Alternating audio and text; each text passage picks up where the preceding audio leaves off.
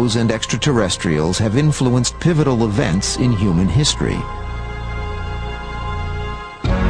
When we come back, possible evidence of alien encounters at the dawn of civilization.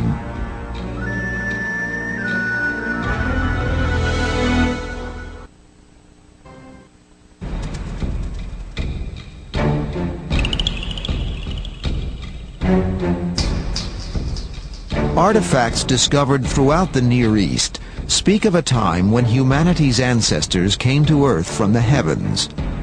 Hundreds of clay tablets and cylinder seals depict human-like beings with wings, linking them with the sky. And always conspicuous, the stars.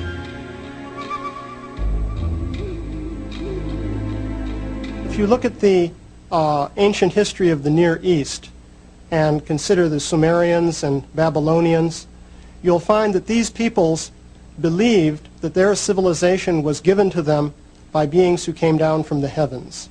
There's nothing in the historical record that is really conclusive. There are some intriguing stories in the records of Babylon, for example, but the human mind is so easily able to invent myths and fantasies that we have to take these ancient stories with a grain of salt. Yet archaeologists have often pondered on the exact process which led to civilization as we know it.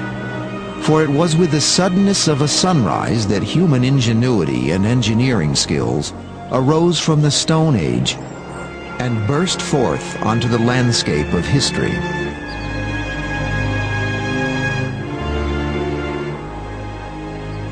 The Sphinx and the Great Pyramid at Giza are two of the greatest enigmas of all time. The exact dates of their construction are still cause for debate. How these ancient people developed the technology to build the Great Pyramid with a discipline and precision still unmatched today is unknown. The Great Pyramid of Egypt stands more than 450 feet tall. It weighs more than 6 million tons, and it has a footprint in excess of 13 acres. It's perfectly aligned to true north, south, east, and west. To achieve that precision of alignment with a monument on this scale is an extraordinary technological feat, and one that is continuously overlooked by our scholars today. Suddenly, out of nowhere, this extraordinary monument, a high-tech achievement by any standards, just appears on the desert. This is a great mystery, totally unexplained by conventional history, and one that requires us to use our minds and our imagination and intelligence to try to work out what on earth is going on here and what it says about the origins of human civilization, of the origins of our society, and our view of the past and where we came from. My sense is that we're missing a huge part of the human story. I think it's possible, indeed probable, that we are a species with amnesia, that we've lost the record of our story going back thousands of years before so-called history began. And I think if we could go back into that dark epoch, we would discover many astounding things about ourselves.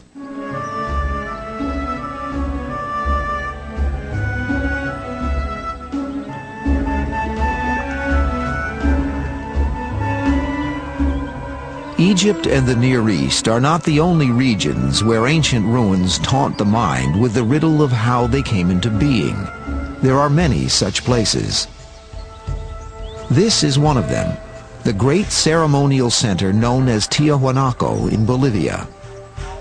Not as old or as imposing as the pyramids of Egypt, what makes this site so unusual is its unique location. Some believe that it too could not have been built without intervention from a superior source.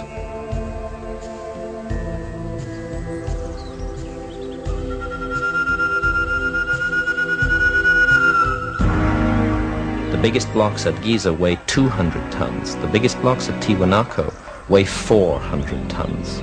400-ton blocks of stone used to create enormous constructions, 12,500 feet above sea level, in an area where it's almost not possible to grow any food today. The altitude is so high that the crops come out of the ground stunted. And yet again, we're asked to believe that this was done with massive labor forces hauling on ropes, pulling these blocks along. It defies belief to imagine that this was how it was done. You could not support ever a large labor force at that altitude. Whether we like it or not, we're looking at the evidence of a technology, and one that we don't understand.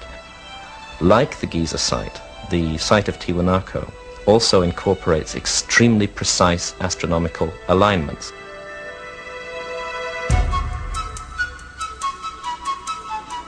Perhaps the most perplexing sight of all in South America are the Nazca lines in Peru.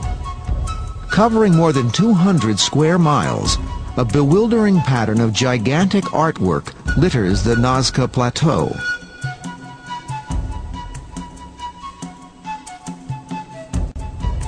In addition to figures of birds, spiders, and animals, arrow straight lines stretch out to every point of the compass. Believed to have been laid down here more than 2,000 years ago, they are observable only from a great height.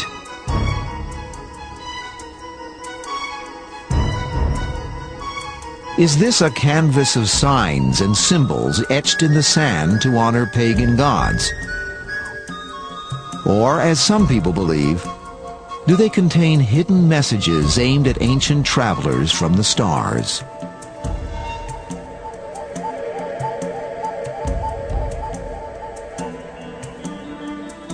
These are very remarkable sculptures made by essentially moving pebbles so as to change the color tone of the desert surface. It appears that many of these patterns of lines seem as though they're oriented towards the heavens in some way. We really don't know what they were for or what or how they were interpreted by the people who made them. I think that this may be one explanation, that the Nazcans were projecting these into the sky and using them for religious and ceremonial purposes.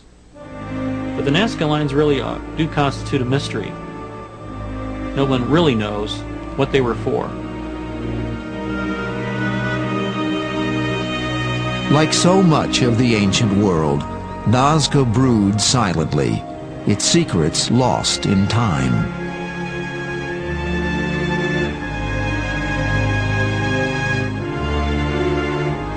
When we return, thousands of miles away on the other side of the planet, evidence that UFOs may have visited Asia in a far-gone era.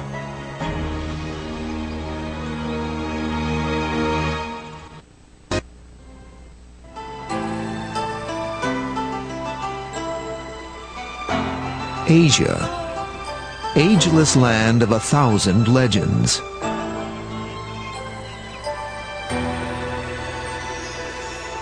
It is also a continent of intriguing riddles. During the 1920s, while exploring northern China, famous Russian artist Nicholas Roerich wrote of a remarkable incident in the Himalayas.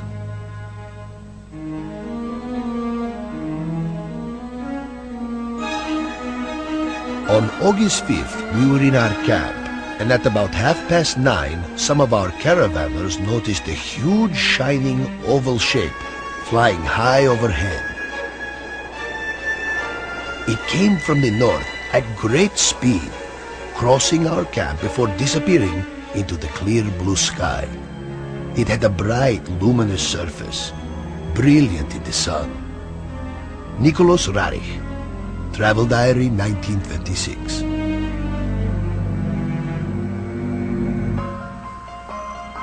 In the long history of this vast and beautiful continent, it seems that the UFO phenomenon has shaped many myths and stories handed down from generation to generation.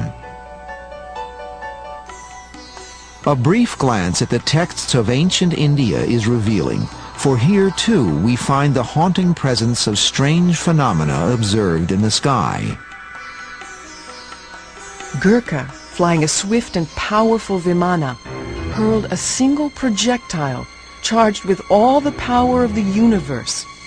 An incandescent column of smoke and flame, as bright as 10,000 suns, rose with all its splendor. The Mahabharata.